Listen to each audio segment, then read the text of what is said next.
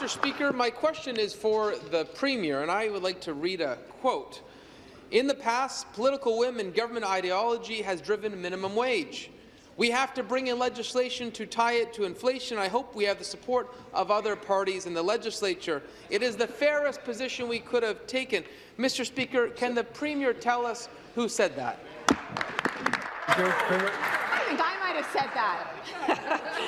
And, Mr. Speaker, I said it at a time when the economy was really in trouble, Mr. Speaker, when we were recovering from the economic downturn, and we made a decision. We made a decision about tagging the minimum wage to the inflation rate, Mr. Speaker, and that's exactly what we will do after we raise the minimum wage, Mr. Speaker. $14 this January, $15.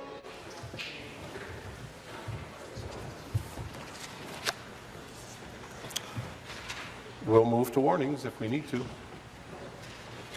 That'll be the next move. Finish, please. January 1st, 2019, Mr. Speaker. The plan that the opposition has put forward to roll back that minimum wage increase, Mr. Speaker, is unfair, Mr. Speaker. It does not recognize the reality that people. We're in warnings. Thank you. And they'll come quick. Carry on. It does not recognize the reality that people in the province, although the province is doing very well economically, Answer. there are people who are struggling to get ahead. Supplementary. Mr. Speaker, again to the Premier, and I acknowledge the Premier's consistent fighting a $15 minimum wage for years when the NDP had proposed this. Now, what's happened? 6 months from an election. Government House Leader is warned. Carry on. Mr. Speaker, for years the Premier steadfastly fought a $15 minimum wage, and what happens? 6 months before an election, she changes her tune. Let me share a more recent quote from the Premier on a $15 minimum wage. A fair adjustment to the minimum wage gives business predictability.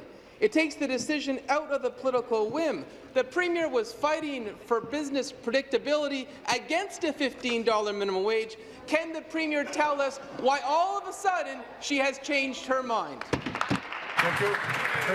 Mr. Speaker, unlike the Leader of the Opposition, who is the leader of a party that froze the minimum wage for 9 years, Mr. Speaker, I am part of a government that has increased the minimum wage year after year after year, Mr. Speaker. I have never fought increases to the minimum wage. I have supported minimum wage increases, Mr. Speaker. And when we made the decision to bump the minimum wage and to tag it to inflation, Mr. Speaker, we determined at that time that because the economy was not in good shape, Mr. Speaker, that we wouldn't do that catch-up. That was something that was said to us, you know, that we should do a catch-up, and we at that time believed that that would not be responsible. But, Mr. Speaker, I have always believed that a minimum wage that was a living wage was important. That's why we are putting in place a $15 minimum wage that party would roll back.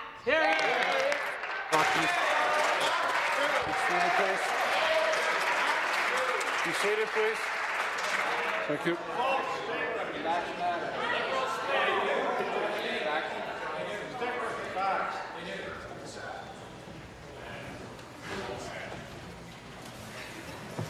Final supplementary.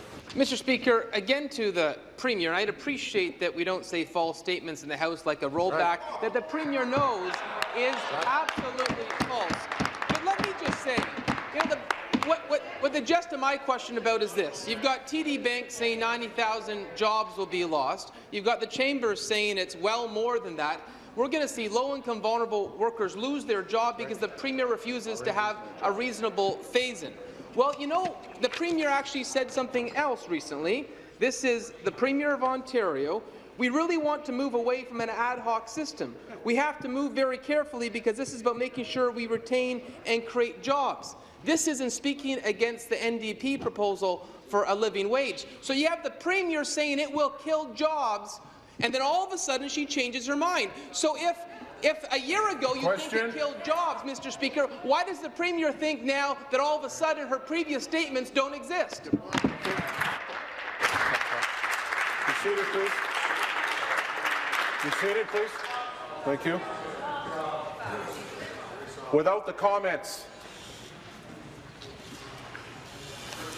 Premier. Mr. Speaker, the economy in Ontario is doing very well. When we made a decision to tag the increases to the minimum wage to inflation, Mr. Speaker, we were in a time when we were digging out of a recessionary hole, Mr. Speaker. We've done that. At this moment, Mr. Speaker, with the province doing as well as it is only fair that everyone in this province, if they're working 40 hours a week, Mr. Speaker, they shouldn't have to go to the food bank. They should be able to look after themselves and their children. And, Mr. Speaker, you're either on the side of fairness or you're not. You either believe that people should be able to feed themselves and their families, or you don't. We believe people should be able to, and they apparently do